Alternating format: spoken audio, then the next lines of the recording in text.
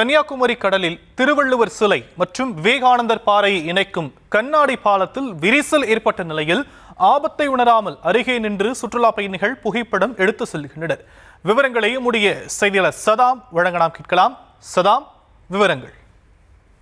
வணக்கம். அதாவது கன்னியாகுமரி மாவட்டத்தின் ஒரு முக்கிய சுற்றுலா தலமான கன்னியாகுமரி விவேகானந்தர் பாறை மற்றும் திருவள்ளுவர் சிலையை இணைக்கும் இந்த பாலத்தில் விரிசல் ஏற்பட்டுள்ளது. ஆபத்தை உணராமல் சுற்றுலா பயணிகள் அங்கிருந்து செல்ஃபி எடுத்தும் இந்த காட்சிகளை தான் தற்போது நாம் திரையில் பார்த்துக் கொண்டு வருகிறோம். சர்வதேச சுற்றுலா தலமான கன்னியாகுமரி மாவட்டத்தில் முக்கிய சுற்றுலா தலமான கன்னியாகுமரியில் நாடு முழுவதும் இருந்து தினசரி ஏராளமான சுற்றுலா பயணிகள், அதாவது வெளிநாடுகளிலும் சரி அண்டை மாநிலத்திலும் சரி ஏராளமான சுற்றுலா பயணிகள் இங்கு அமைந்துள்ள திருவள்ளுவர் சிலை மற்றும் சூரியன் மறையும் மற்றும் சூரியன் உதிக்கும் காட்சிகளை காண்பதற்காக வருகை தருகின்றனர். மேலும் இங்கு ஒரு முக்கிய சிறப்பம்சமாக இருக்கும் இந்த கடலின் நடுவே அமைந்துள்ள விவேகானந்தர் பாறை மற்றும் திருவள்ளுவர் சிலை இணைக்கும் பாலத்தை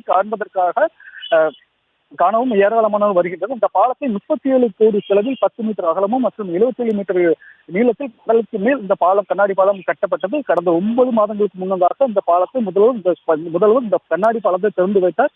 இதனை பார்ப்பதற்கு தமிழகம் மட்டுமில்லாமல் பல்வேறு மாநிலங்களில் சுற்றுலா பயணிகள் வருகை தருகின்றனர். இந்த நிலையில் இந்த கண்ணாடி பாலத்தில் சிறிய அளவில் விரிசல் ஏற்பட்டுள்ளது. சுற்றியல் கீழே விழுந்து விரிசல் ஏற்பட்டுள்ளதாக கூறப்படுகிறது. இதன் ஆபத்தை உணராமல் சுற்றுலா பயணிகள் அதன் அருகில் நின்று செல்ஃபி எடுத்து வருகின்றனர். உடனடியாக சரி செய்ய வேண்டும் எனவும் சுற்றுலா பயணிகள் கோரிக்கை விடுத்துள்ளனர். விவரங்களுக்கு நன்றி சதா.